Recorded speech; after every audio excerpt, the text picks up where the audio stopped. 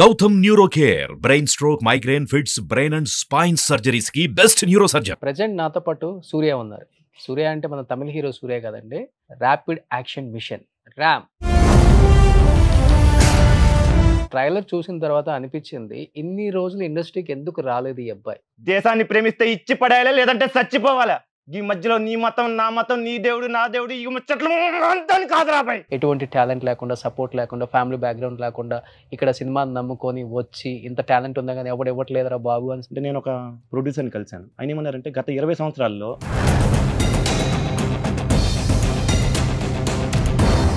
Nepotism మీద మీ opinion ఏంటి సూర్య? నేను ఎవరిదైనా కొడుకయ్యి ఉంటే. రోహిత్ గారిని అడిగారు సెట్లో, సార్ ఎందుకు సార్ ఇంత మంచి యాక్టర్, అన్ని సూపర్ డూపర్ హిట్ సినిమాలు తీశారు, ఇప్పటికి మీ పాటలు వింటూ ఉంటారు అందరూ కూడా, అలాంటిది ఎందుకు సినిమాలకు దూరంగా ఉండిపోయారు అంటే ఏమని చెప్తారు మీరు? సార్ ఆయన నాకు ఎగ్జాక్ట్గా చెప్పలేదు, బట్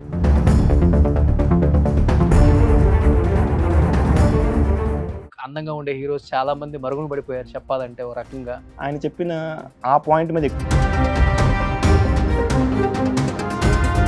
ఎన్ని లక్షల జాబ్ మీకు? పర్ మంత్ 2 lakhs శాలరీ అంటే 2 lakhs శాలరీ వదిలేసి సినిమా ఇండస్ట్రీకి వచ్చేసారు. ఈ ట్రైలర్ తర్వాత పరశురామ్ గారు పరిచయం అయ్యారని చెప్పారు, కొంతమంది సపోర్ట్ చేస్తున్నారని చెప్పారు. ఎవరెవరు సపోర్ట్ చేస్తున్నారు? త్రివిక్రమ్ గారు అయితే నేను అలాగే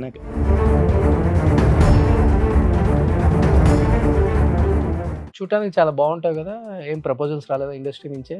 అది ఒకప్పుడు సార్. ఇప్పుడు హీరోస్ మీరు చూస్తే. Hello, welcome to Suman TV. నేను మీ రోషన్. ప్రజెంట్ నాతో పాటు సూర్య ఉన్నారు. సూర్య అంటే మన తమిళ హీరో సూర్య కదండి. ర్యాపిడ్ యాక్షన్ మిషన్ ర్యామ్ అసలు ట్రైలర్ చూసిన తర్వాత అనిపించింది, ఇన్ని రోజులు ఇండస్ట్రీకి ఎందుకు రాలేదు ఈ అబ్బాయి. అంటే హీరోల కొడుకు కాబట్టి రాలేదా, లేకపోతే ఎందుకు నాకైతే అర్థం కాలేదు. అంత బాగా యాక్టింగ్ చేశారు. ఒక్కొక్క డైలాగ్ అయితే వేరే లెవెల్.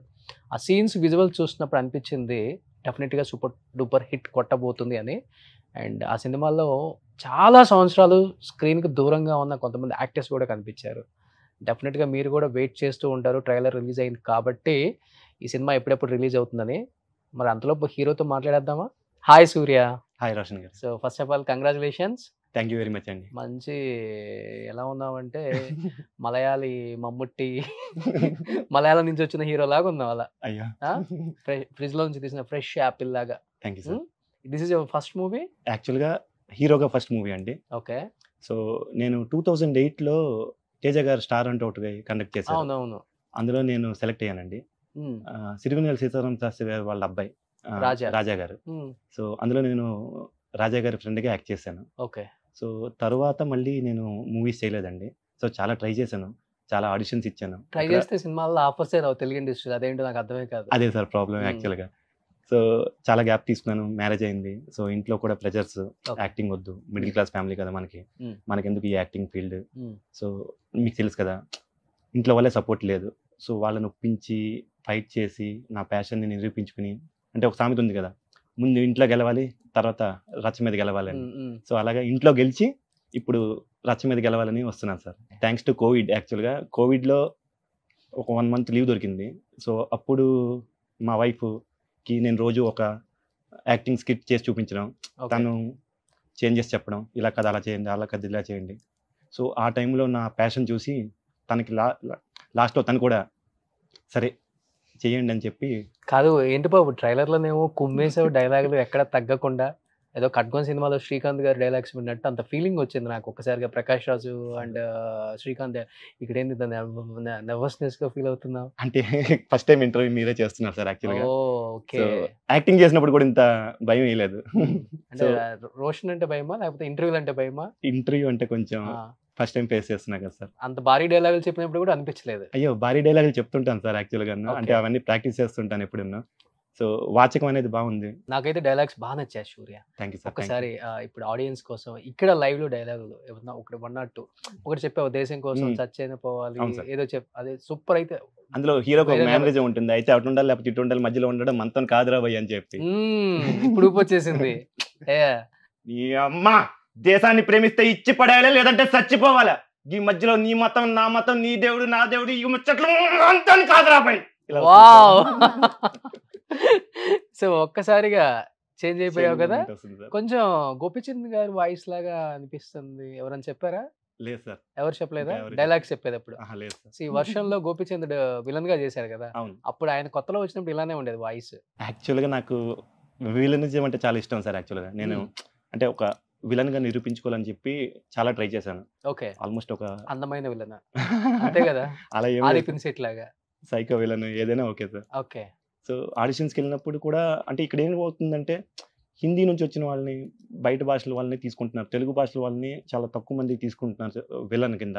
సో ఇంకా ఏదో ఒకటి చేయాలని చెప్పి నిరూపించుకోవాలి నేను చెప్పి చేసిన ప్రయత్నం ఈ సినిమా సార్. అంటే బేసికల్ గా thumbnail లో చూసిన తర్వాత మిమ్మల్ని నార్త్ ఇండియన్ అనుకుంటారు. ఓ కొత్త ఇంకొక అబ్బాయి వచ్చేసాడేమో హిందీ నుంచి అనుకుంటారు. ఓపెన్ చేసిన తర్వాత కానీ తెలియదు. ఒకనొక టైంలో అదే చెప్దాం అనుకున్నాను సార్. యాక్చువల్గా मेरे को तेलुगु मालूम नहीं है, मैं बॉम्बे से आया हूँ, मुझे चांस दीजिए. సో అంటే తెలుగు వాళ్ళు అని చెప్తే ఛాన్స్ ఇవ్వట్లేదా అని ఒక టైంలో అనిపించింది. అంటే బయట వాళ్ళని తీసుకుని నుంచి ఎక్కడికి వెళ్ళినా తెలుగు మాట్లాడుకో, ఓన్లీ హిందీ మాట్లాడేసి కీల్కతం దుకాన్ పని చూద్దాం ఏదైతే అదైంది ఇంకా అంతే సార్ అంతే. సో అయితే బాగా ట్రయల్స్ అయితే గట్టిగా వేసావు పాపం. ఆల్మోస్ట్ అంటే ప్రతి ఆఫీస్ తిరిగాను సార్. ఇంకొకటి ఏంటంటే ఎక్కువ ఇప్పుడు ప్రొడ్యూసర్స్ కూడా కొత్త వాళ్ళని పెద్దగా ఎంకరేజ్ చేయట్లేదు. ఏదైనా స్టార్ కిడ్ అయినా ఉండాలి, లేకపోతే స్టార్ కిడ్కి ఏదైనా రిలేటివ్ అయి ఉండాలి.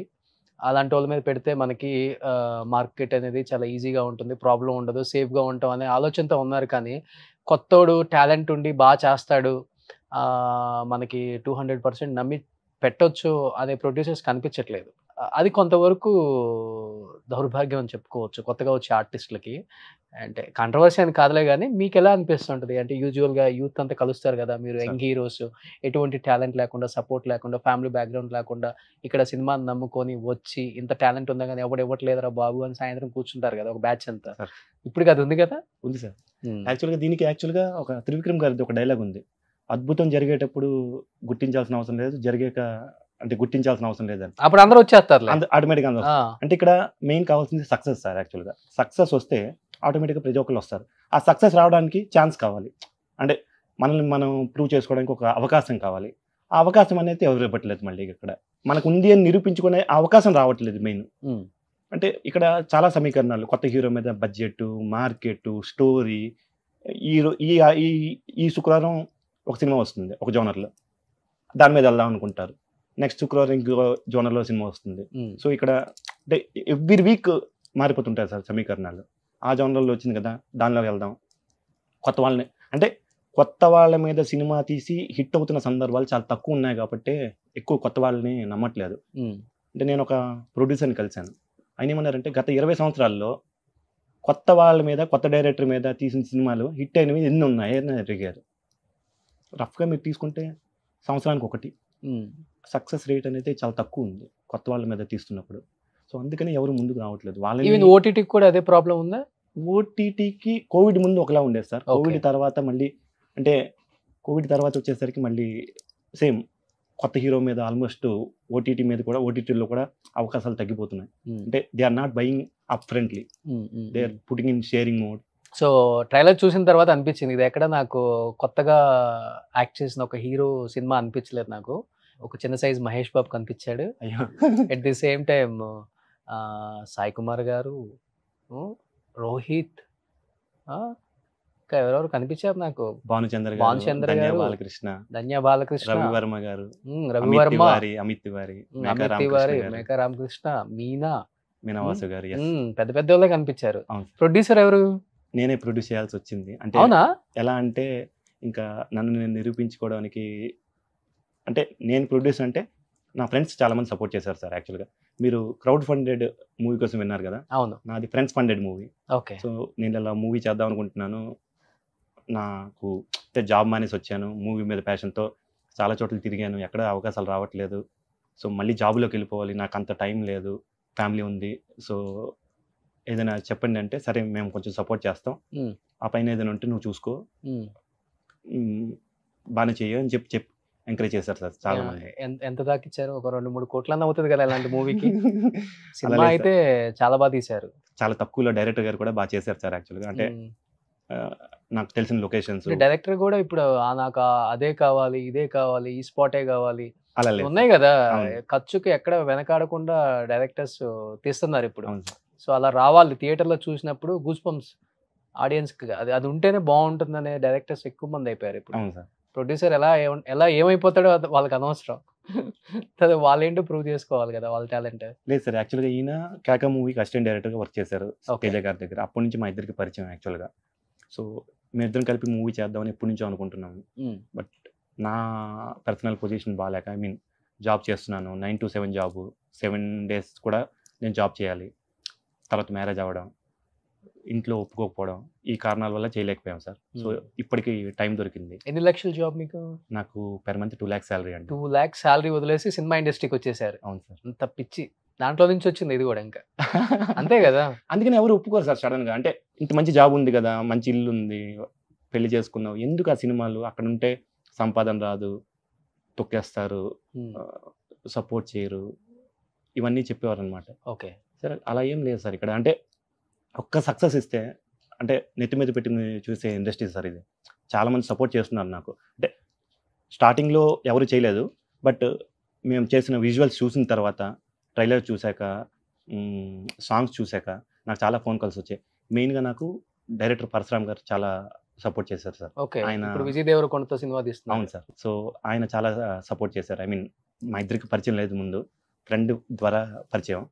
బట్ వన్స్ పరిచయం అయ్యాక ఆయన నన్ను తమ్ముళ్ళ భావించి, చాలా బాగున్నాయి విజువల్స్, మంచి కష్టపడ్డావు, చాలా మంచి ఫ్యూచర్ ఉంది నీకు అని చెప్పడం. తనిఖీల్ భరణి గారు కూడా చూసిన వెంటనే, ఏమయ్యా నువ్వు విలన్గా ట్రై చేయి, హీరోగా వస్తాయి అవకాశాలు, బట్ విలన్గా చేయి, ఒక 6-7 మూవీస్ చేసేసేయండి.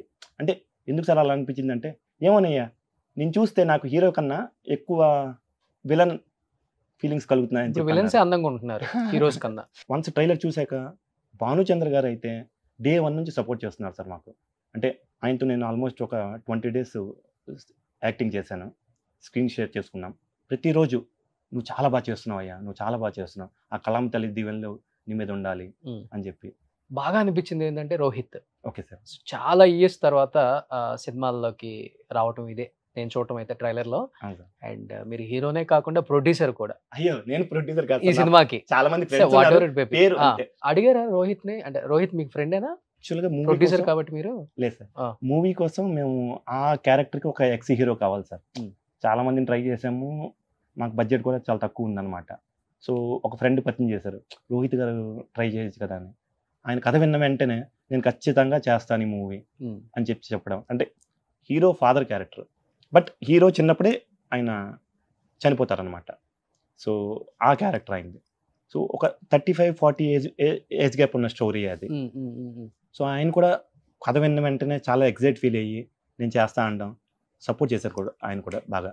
As a producer, as a hero కాకుండా యాజ్ ఎ ఫ్రెండ్గా చెప్పండి, రోహిత్ గారిని అడిగారు ఆ సెట్లో, సార్ ఎందుకు సార్ ఇంత మంచి యాక్టర్, అన్ని సూపర్ డూపర్ హిట్ సినిమాలు తీశారు, ఇప్పటికి మీ పాటలు వింటూ ఉంటారు అందరూ కూడా, అలాంటిది ఎందుకు సినిమాలకు దూరంగా ఉండిపోయారు అంటే ఏమని చెప్తారు మీరు?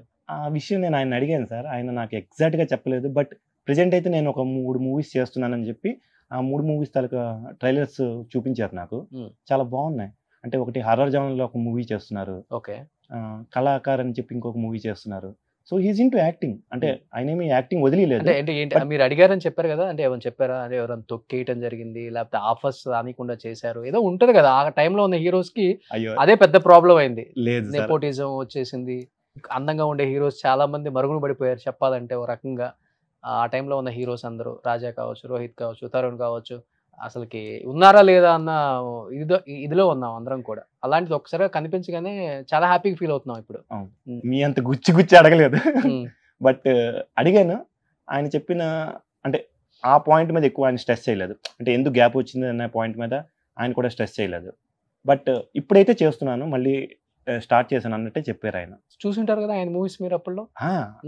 ఎలా ఉంటారు అంత సెట్లు, ఎలా ఉంటారు? ఫ్రెండ్లీగా లేకపోతే రిజర్వ్డా? కొంచెం రిజర్వ్డ్ గానే ఉంటారు ఆయన. ఓకే, హాయ్ అంటే హాయ్ అమ్మ అంటారు అంతే. సో మాదేంటి అంటే సార్ చాలా ప్యాక్డ్ షెడ్యూల్స్ అనమాట. అంటే షూటింగ్లో ఎక్కువ మాట్లాడడానికి టైం ఉండేది కాదు. అంటే ఈరోజు అనుకున్నవి ఈరోజు షూట్ చేయాల్సిందే. సో అలాంటి టైంలో ఎక్కువ టైం స్పెండ్ చేసింది అంటే భానుచంద్ర గారితో, ఓకే, తర్వాత సాయి కుమార్ గారితో. సాయి కుమార్ గారు మళ్ళీ చాలా ఫ్రెండ్లీగా ఉంటారు. అంటే ఏంటి బాగా వస్తుందా? డబ్బింగ్ చెప్పిన తర్వాత కూడా నా వాయిస్ ఓకేనా ఓకే. సార్? ఏంటి సార్ మీరు డబ్బింగ్ కింగ్, మీరు నన్ను అడుగుతున్నారు ఏంటి అని సార్ అడిగా. లేదమ్మా తెలుసుకోవాలి, బాగా వచ్చిందా డబ్బింగ్ అని చెప్పి అన్నారు. సూపర్గా వచ్చింది సార్ అని. సీన్ అయిన వెంటనే వచ్చి బాగా చేశానా అంటారు.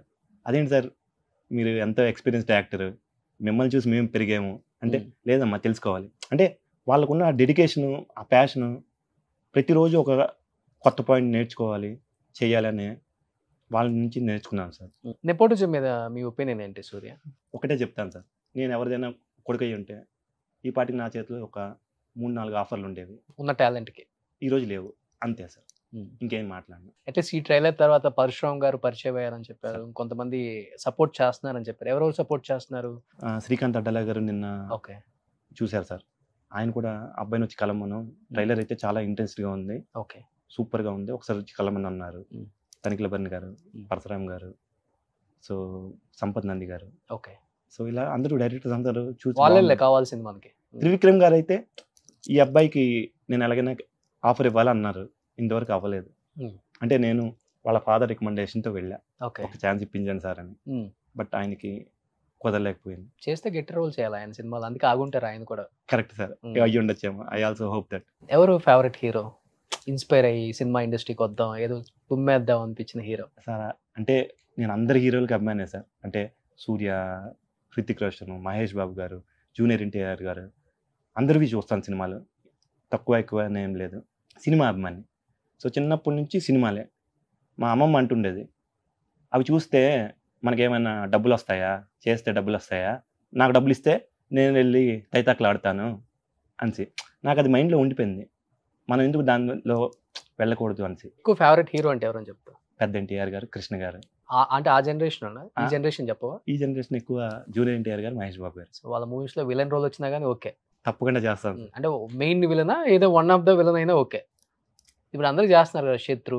అవును సార్, ఈవెన్ నవీన్ చంద్ర అందరూ చేస్తున్నారు. అవును సార్. అవకాశం వస్తే ఏంటో ప్రూవ్ చేసుకుంటా అంతే. తప్పకుండా. అవకాశం అయితే మీరు ఇవ్వండి అంతే. అవును sir.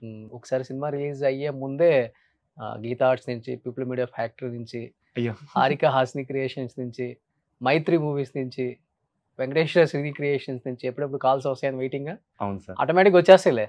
Thank you sir, thank you very much. ఎందుకంటే ఇప్పుడు అందరిని ఎంకరేజ్ చేస్తున్నారు టాలెంట్ ఉంటే వాళ్ళు కూడా. తప్పకుండా. అంటే అలానే లేదు, అంటే హీరోగా చేయాలని నేనేం ఫిక్స్ అవ్వలేదు. ఏ వచ్చినా అంటే క్యారెక్టర్స్ కూడా చేస్తా, అంటే యాక్టర్గా నిరూపించుకోవాలి. ఓకే, అలాంటి పాత్రలు ఏవొచ్చామని చేస్తాను సార్. చూడటానికి చాలా బాగుంటాయి కదా. ఏం ప్రపోజల్స్ రాలేదా ఇండస్ట్రీ నుంచే? అయ్యో, అంటే కమిట్మెంట్స్ ఏ ఒకటి లేదు సార్. మీకు మంచి ఆఫర్స్ ఇస్తాం, నాకు చాలా నైట్కి వచ్చేయండి పార్టీ మందేద్దాం ఇలాంటివి? లేదు సార్, ఊరికే చెప్పొద్దు సార్. 6 to 6 షూటింగ్, తర్వాత హౌస్. 6 తర్వాత మరి ఇండస్ట్రీలో అవన్నీ లేకపోతే ఎట్లా, కష్టం కదా. ఎందుకు పార్టీస్కి వెళ్ళాలి, మందు తాగాలి. అది ఒకప్పుడు సార్. ఇప్పుడు హీరోస్ మీరు చూస్తే ఫ్యామిలీస్కి ఎంత ప్రయారిటీ ఇస్తున్నారో, షూటింగ్కి అంతే ప్రయారిటీ ఇస్తున్నారు. మహేష్ బాబు గారు కానీ, సూర్య గారు కానీ, వాళ్ళ అడుగుజాడలో నడవాలి. నాకు కోరిక. ఇష్టమైన హీరోయిన్? నాకు విద్యా బాలన్ గారు అంటే చాలా ఇష్టం సార్. అన్ని బాలీవుడ్, హాలీవుడ్, టాలీవుడ్, శాండిల్వుడ్, కోలీవుడ్ ఏం లేవు? అలా ఏం కాదు సార్. నాకు అంటే ఇది చాలా మంది అడిగారు, బట్ ఎందుకో నాకు విద్యా బాలన్ గారు అంటే చాలా ఇష్టం. ఏ మూవీ చూసి? దట్టి పిక్చరా? దట్టి పిక్చర్ అని కాదు సార్, కహాని, ఈవెన్ మిషన్ మంగళ్, చాలా మంచి పెర్ఫార్మెన్స్ ఆవిడది మిషన్ మంగళలో. ఎలాంటి రోల్స్ చేయాలని? ఎస్పెషల్లీ క్రూరమైన విలన్ అంటే లైక్, అంటే స్టార్టింగ్ టైంలో మోహన్ బాబు గారు చేసేవారు కదా విలన్ క్యారెక్టర్స్, అలాంటి క్యారెక్టర్స్ నాకు చాలా ఇష్టం అండి. అంటే ఒక కొదమ సింహంలో క్యారెక్టర్ చాలా మంచిది. నెగిటివ్ షేడ్స్ ఉన్న హీరో, లైక్ మీరు చూస్తే మోహన్ బాబు గారివి ఒక పెద్దరాయుడులో స్టార్టింగ్లో కొంత, అంటే 2 క్యారెక్టర్లో ఒక క్యారెక్టర్ కొంత నెగిటివ్గా. గ్రేట్, నిజంగా మంచి మంచి ఆఫర్స్ అయితే వస్తాయి డెఫినెట్గా సార్. మంచి యాక్టింగ్ ఉంది మీ దగ్గర. అండ్ ఈ పొంగల్కి సెంటిమెంట్గా ట్రైలర్ రిలీజ్ చేశారు. మూవీ ఎప్పుడు రిలీజ్ చేస్తున్నారు? మూవీ January 26 అనుకుంటా. January 26 sir. సో థియేటర్స్ అన్ని ఓకే అయిపోయినాయా? మాట్లాడుతున్నాం సార్. సో థియేటర్లో బిగ్ స్క్రీన్ మీద చూడాల్సిందే. తప్పకుండా సార్. 26న మేమందరం. తప్పకుండా. చాలా డిఫరెంట్గా ఉంది టైటిల్ కూడా. 22nd అయోధ్య రామ మందిరం ఓపెనింగ్ ఉంది. 26th January మా మూవీ రిలీజ్ ఉంది. ఈ మూవీలో మేము ఒక ఇంటర్లీన్గా ఒక మెసేజ్ కూడా ఇస్తున్నాము. అంటే good Muslim, bad Muslim, all Muslims are not terrorist.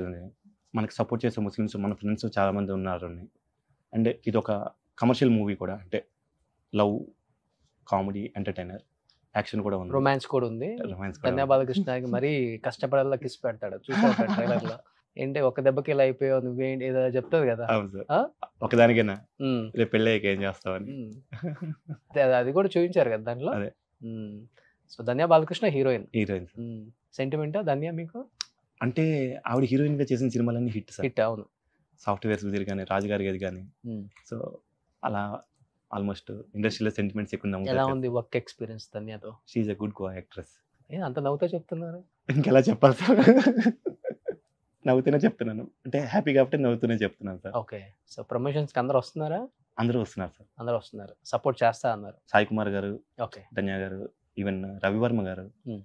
అందరూ సపోర్ట్ చేస్తున్నారు సార్. కొత్తవాడ అనేది లేదు, మంచిగా యాక్ట్ చేశాడు. ఎక్కడి నుంచి వచ్చారు ఈ హీరో అన్న రెస్పాన్స్ అయితే అన్ని చోట్ల నుంచి వస్తుంది కాబట్టి అవును సార్, డెఫినెట్గా హిట్ అవుతుంది. Thank you sir. సో మంచి మంచి మూవీస్ చేస్తావు. ఎందుకంటే నేను హీరో అని చెప్పట్లేదు, ఒక మంచి యాక్టర్ అనిపించుకుంటే చాలు. అవును సార్, అది ఉంటే చాలు, ఏ డైరెక్టర్ అయినా కాల్ చేస్తారు. కాల్ చేస్తాను. హీరో లాగా బిల్డప్ ఇచ్చి ఫోజ్ ఇచ్చి ఇది అంటే ఇండస్ట్రీ కూడా పెద్దగా దేకదు. లేదు సార్. సో డెఫినెట్గా I want to prove my self as a actor అన్నారు కాబట్టి చూడండి 24లో ఎన్ని మూవీస్ చేస్తారో మీరు. Thank you sir. సో ఫైనల్గా సూర్య ఇంత మంచి సినిమా తీసి ట్రైలర్లో అన్ని డైలాగులు చెప్పి మా ఇంటర్వ్యూలో ఒక్క డైలాగ్ చెప్పి సర్ది పెట్టేసుకొని బాయ్ బాయ్ చెప్పి టాటా చెప్పి సినిమా చూడండి అని ఆడియన్స్కి చెప్పి వెళ్ళిపోదాం అనుకుంటున్నారా? ఎంకరేజ్ చేయాలంటే మిమ్మల్ని మంచి డైలాగ్స్ చెప్పాలి డైరెక్టర్స్కి. సార్, ఏదైనా ఒక మంచి డైలాగ్ లాస్ట్ అండ్ ఫైనల్. ట్రైలర్లో చూసారు కదా, ఇంకొక డైలాగ్ ఉంది కదా, అంటే టైర్ మీద కట్టేసి పడుకోబెట్టి, అది సింగిల్ షాట్ డైలాగ్ సార్ యాక్చువల్గా. అది మీరు కళ్ళు అయితే గట్టిగా ఓపెన్ చేయొద్దు, నాకు భయం వస్తుంది. మీ కళ్ళు మీకు చాలా ప్లస్. అంటే ఇది మంచి డైలాగ్ సార్ యాక్చువల్గా, అంటే అందరూ కనెక్ట్ అవుతారు యాక్చువల్గా. అంటే ప్రజెంట్ దేశంలో ఉన్న పరిస్థితుల మీద ఉన్న డైలాగ్. నా దేశంలో బిడ్డ కోసం దర్గాకెళ్ళే హిందూ తల్లి ఉంది, బుర్కా తీసి రాఖీ కట్టే ముస్లిం చెల్లి ఉంది. సమస్య వాళ్ళ మతానిది కాదు, వాళ్ళ నమ్మకానిది కూడా కాదు, వాళ్ళు ఎవరు చెప్పుడు మాటలు వింటున్నారనేది. వాళ్ళకి కొంత నమ్మకం, ఇంకాస్త ధైర్యం ఇస్తే నీ లాంటి కొడుకుల్ని మీ వాళ్ళే పొలంలో కలుపులు పీకి పరస్తారా నా కొడకా? వావ్ సూపర్, నిజంగా చాలా ఉందబ్బా. స్టోరేజీ కొంచెం అంటే వాడేద్దాం. నేనంటే ఎక్కువ పెద్ద పెద్ద డైలాగ్లే ప్రాక్టీస్ చేశాను సార్ యాక్చువల్గా. ఓకే. సో నెక్స్ట్ టైం మనం ఇంటర్వ్యూ చేసినప్పుడు సినిమా ఎలానే హిట్ అయిపోయింది కాబట్టి ఒకసారి టీంతో మళ్ళీ చేసేద్దాం. తప్పకుండా సార్, తప్పకుండా. Thank you. Thank you sir. Wish you good luck. Thank you sir.